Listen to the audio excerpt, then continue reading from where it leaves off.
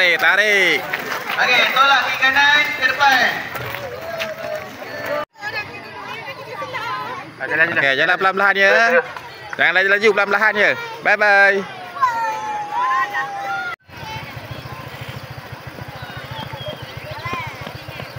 Belakang garisan kuning.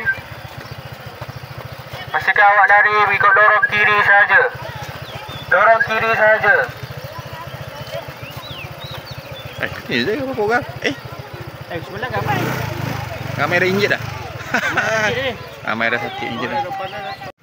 Garisan. Sudah. Jangan. Kafin tak sampai lagi. Checkpoint tak sampai lagi.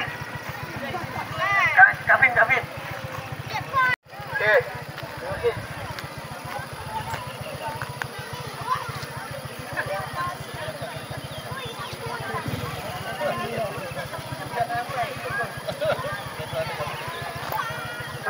Garisan.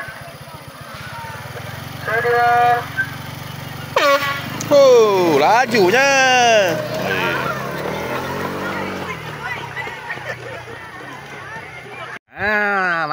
Mantap. Okey, kita nak tengok siapa juara.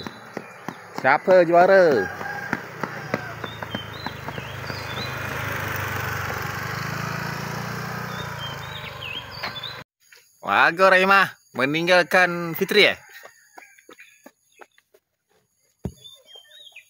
Agak Adil. Kona baring. Tak ada dah. Hari ni latihan jalan pelan-pelan je. Hari ni latihan man. Besok baru betul man besok baru betul. Ini latihan je. Lepas ni kita latihan staking pula. Lepas merentah desa kita latihan staking Boleh? Okey. Jalan saja besok baru betul-betul.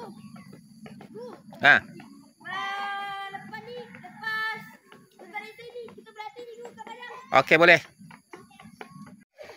Pelan-pelan je Hairi. Besok baru betul-betul Hairi besok baru betul-betul. Hari ni pelan-pelan je. Tak apa, pelan-pelan je. Besok baru betul-betul. Pelan-pelan je. Pelan-pelan je.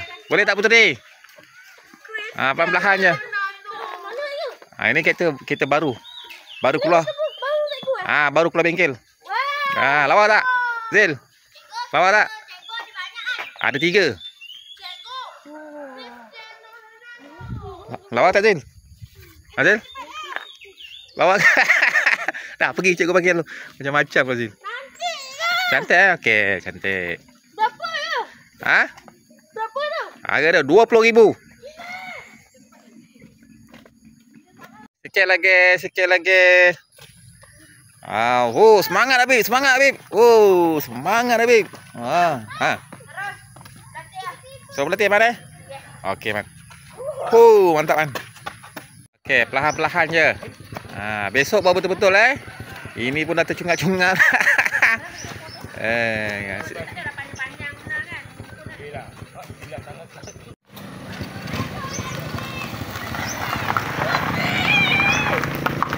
Wah, cepat Putri dah naik motor dah. Hai. Sikit lagi Zil, laju sikit Zil. Putri lemah naik motor.